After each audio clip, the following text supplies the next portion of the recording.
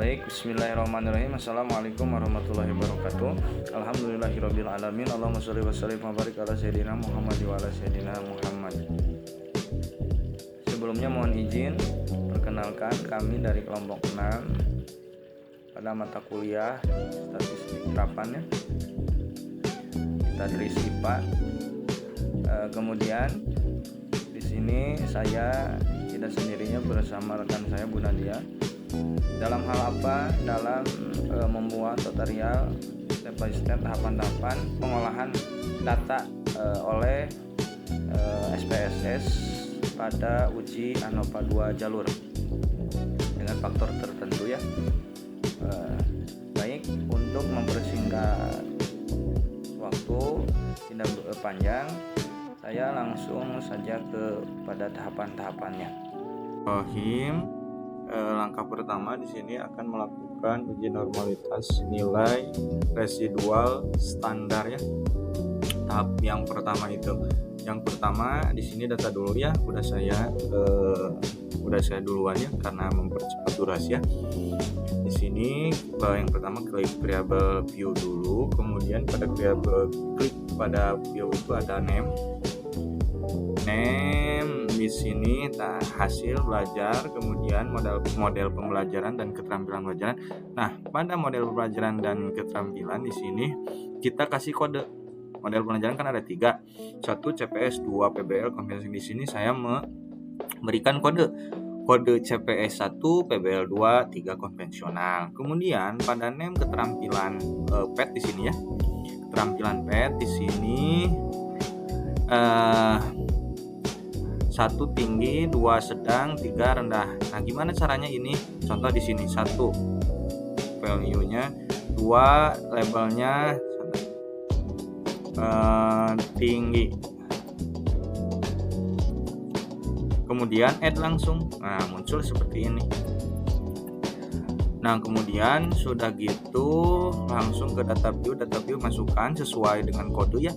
Ini berarti CPS, hasil belajarnya yang 1 kode 1 CPS, kemudian yang PBL 2, kemudian yang 3 konvensional, kemudian PET itu ada tinggi rendah. Nah, kemudian sudah itu data disiapkan, dimasukkan, baru kita ke analyze,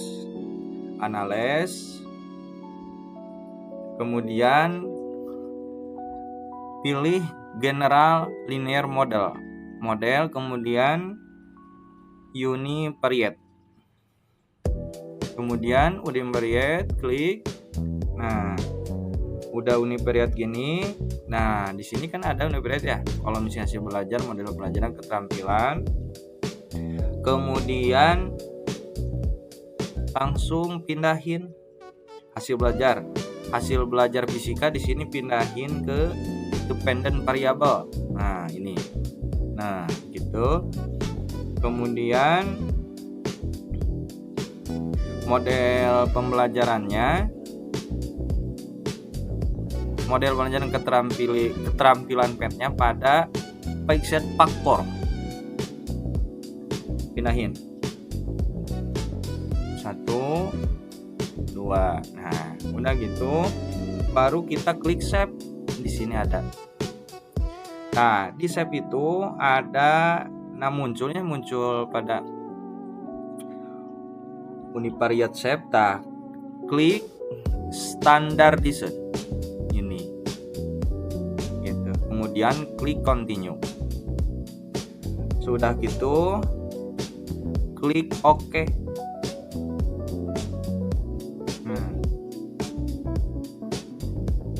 Udah gitu langsung ke SPS lagi. Di sini ada otomatis kolom baru adalah JRI 1 yang 35, 6, 2 dan seterusnya. Nah, sudah itu menguji kenormalitasan data itu pada standardized residual. Yang pertama, langkah pertama analysis, deskriptif, statistik, kemudian explore. Nah, udah explore gini, pindahin standar residualnya. Nah, yang ini ke kotak dependent list. Nah, udah klik plot, kemudian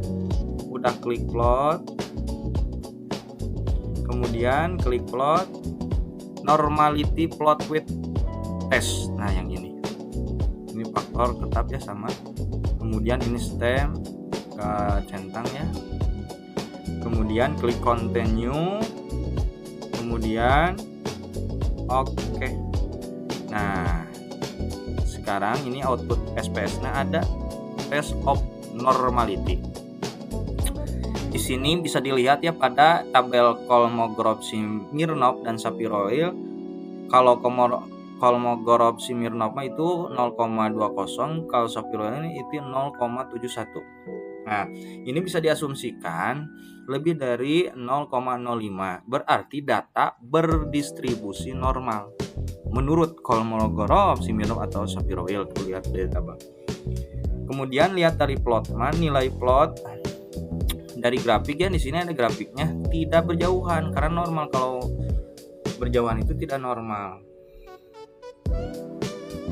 Nah, kemudian selanjutnya kembali lagi ke data view. Nah, data view. Kemudian kita menguji homogenitas varian.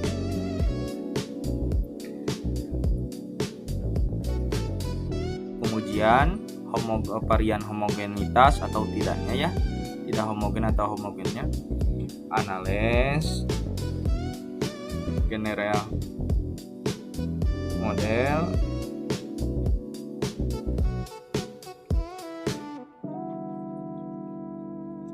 kemudian klik univariate.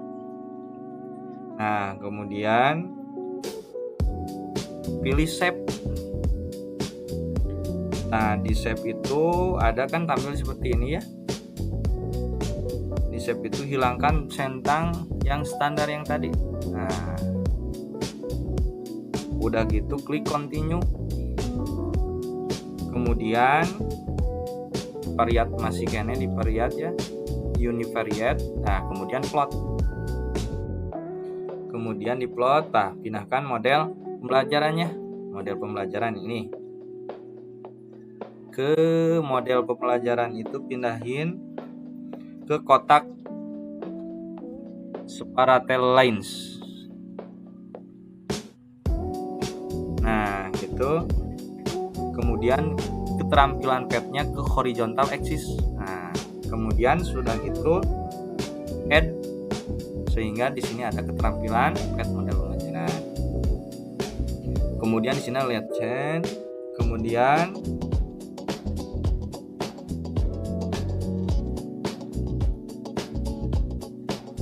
continue, kemudian klik post hoc. Di sini ada post hoc ya. Nah, ini dan kotak faktor. Pada kotak faktor di sini ada semuanya, pindahin ke sini. 1 2. Nah, kemudian yang ini varians semuanya Bonferroni. Kemudian sudah gitu klik continue ya. Udah continue, klik option terakhir ini ya. Option. Kemudian deskripsi statistiknya klik ya. Kemudian homogenitasnya sama. Nah,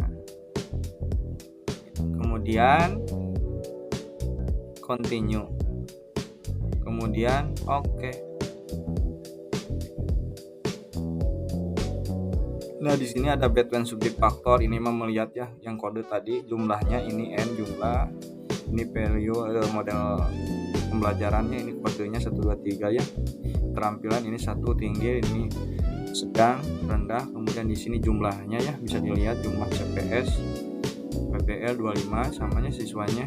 Kemudian tinggi 27, 3 sedang 36, rendah 12. Kemudian deskripsi statistik itu bisa dilihat ya, rata-rata CPS bisa dilihat di sini 83, kemudian PPL 74. Kemudian dari 3 model itu berdasarkan kemampuan PET itu di sini rata-ratanya 73. bisa lebih dijelaskan ya nanti di mini paper. Kemudian yang menjadikan pengajian pengasumsian homogenitas atau tidaknya bisa lihat kita pada tabel Lapen Test of Quality of Error Variance. Di sini ada based on mean. Nah, di sini signifikasinya 0,01. Nah, berarti kurang dari 0,05, berarti keputusannya kurang dari 0,05, berarti datanya tidak homogen. Selanjutnya langkah-langkah ini pengolahan data SPSS selanjutnya akan pengujian selanjutnya akan diolah tutorialnya tahap-tahapannya oleh teman saya ialah Bu Nadia. Saya persilahkan kepada beliau.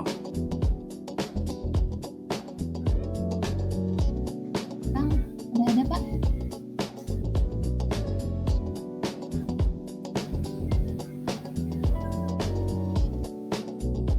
Nah, untuk selanjutnya dilakukan statistik non parametrik karena tadi distribusi datanya variansnya tidak homogen, walaupun tadi distribusi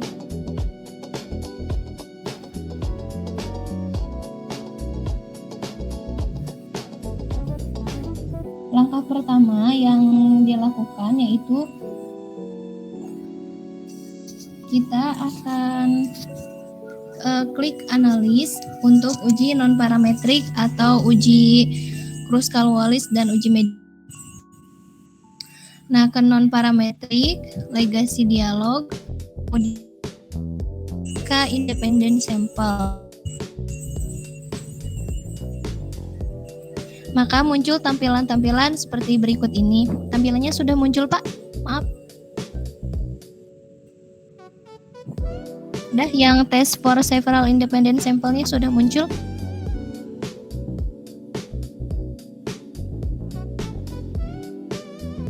Kemudian hasil belajar fisika dipindahkan ke kotak tes variabel. Dan yang model pembelajaran kita alihkan ke grouping variabel. Nah, di sini kita ubah yang define variabel minimumnya 1, maksimumnya 3 karena kita menggunakan 3 model pembelajaran. Nah, terus kita klik tes tipenya Kruskal-Wallis dan median. Mohon maaf, median saja.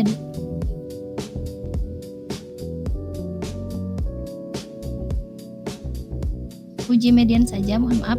Nah, kita klik OK. Kemudian di sini muncul NPAR tes mediannya.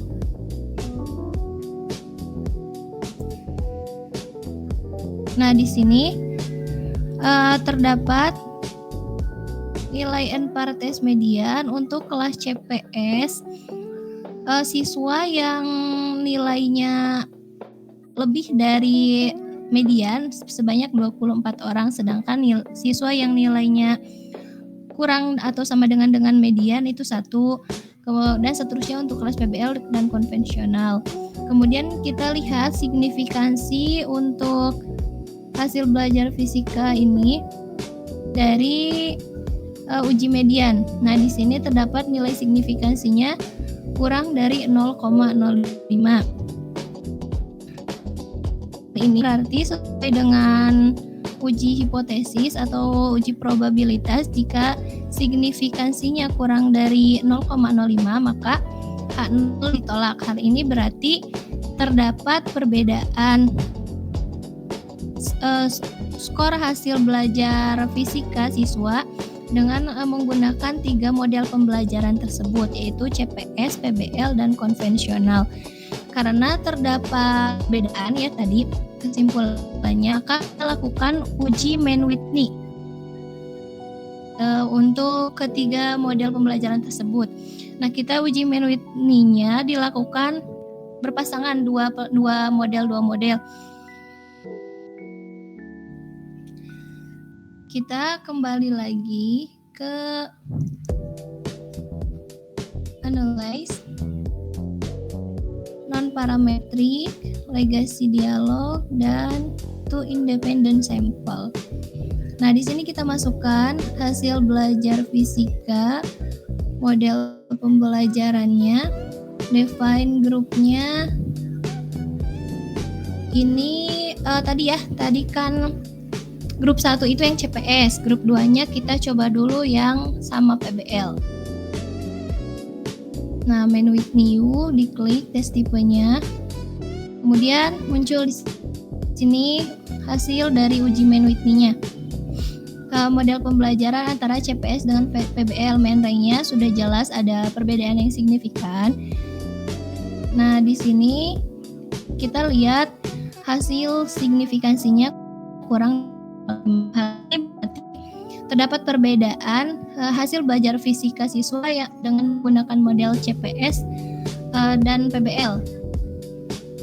Kalau kita lihat di sini, model CPS itu ranknya lebih sehingga bisa dikatakan lebih efektif daripada model PB. Tadi kan baru CPS dengan PBL. Selanjutnya kita bandingkan antara CPS dengan konvensional. Ulang lagi langkah yang tadi. Non-parametric, legacy dialog, 2 independent sample. Kenapa saya pakai 2 independent sample? Karena uji main with ini hanya berlaku untuk 2 independent sample. Kalau pakai yang seperti tadi, maka tidak ada,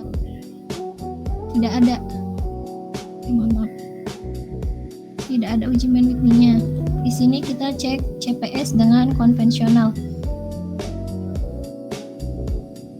Nah, di sini muncul CPS dengan konvensional itu nilai signifikansinya kurang dari 0,05 sehingga bisa disimpulkan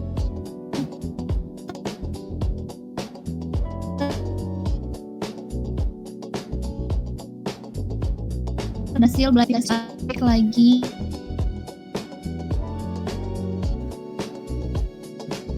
yang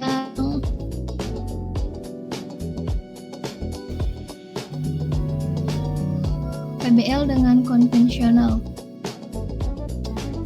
Nah, di sini muncul nilai signifikansinya juga sama kurang dari 0,05 sehingga bisa disimpulkan juga terdapat perbedaan hasil belajar fisika siswa antara siswa yang menggunakan model PBL dengan yang menggunakan model konvensional.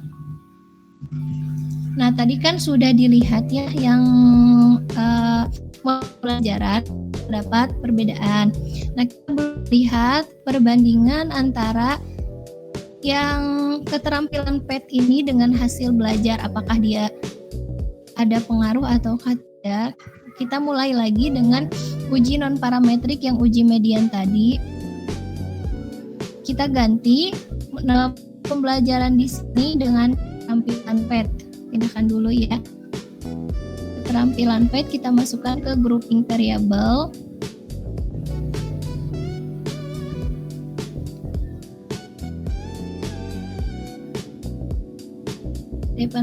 Define variabelnya 1 sampai 3.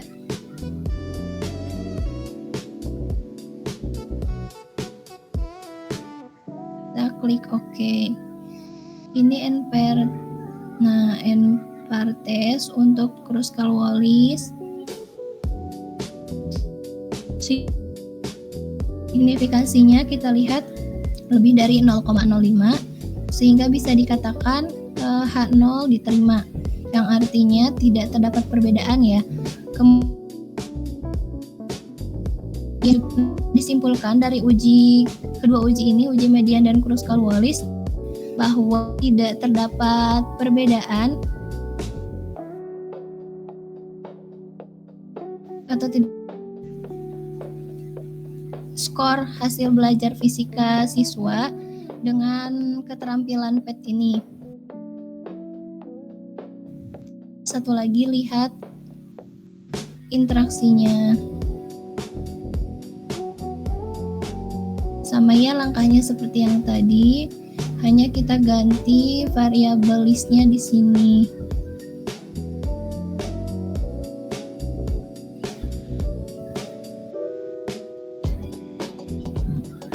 Nah, di sini menunjukkan hasil Kruskal-Wallis, signifikansi dari Kruskal-Wallis dan uji mediannya itu lebih dari 0,05, sehingga bisa disimpulkan juga tidak terdapat perbedaan hasil belajar, tidak terdapat interaksi antara model pembelajaran dengan keterampilan PET ini.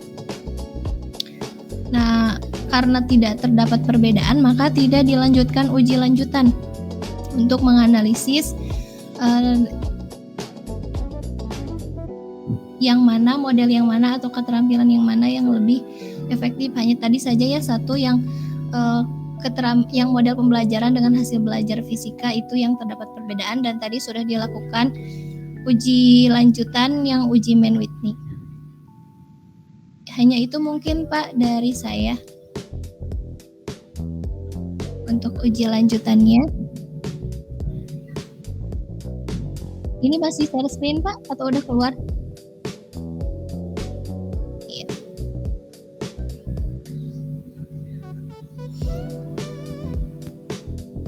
Sudah Bapak, boleh ditutup.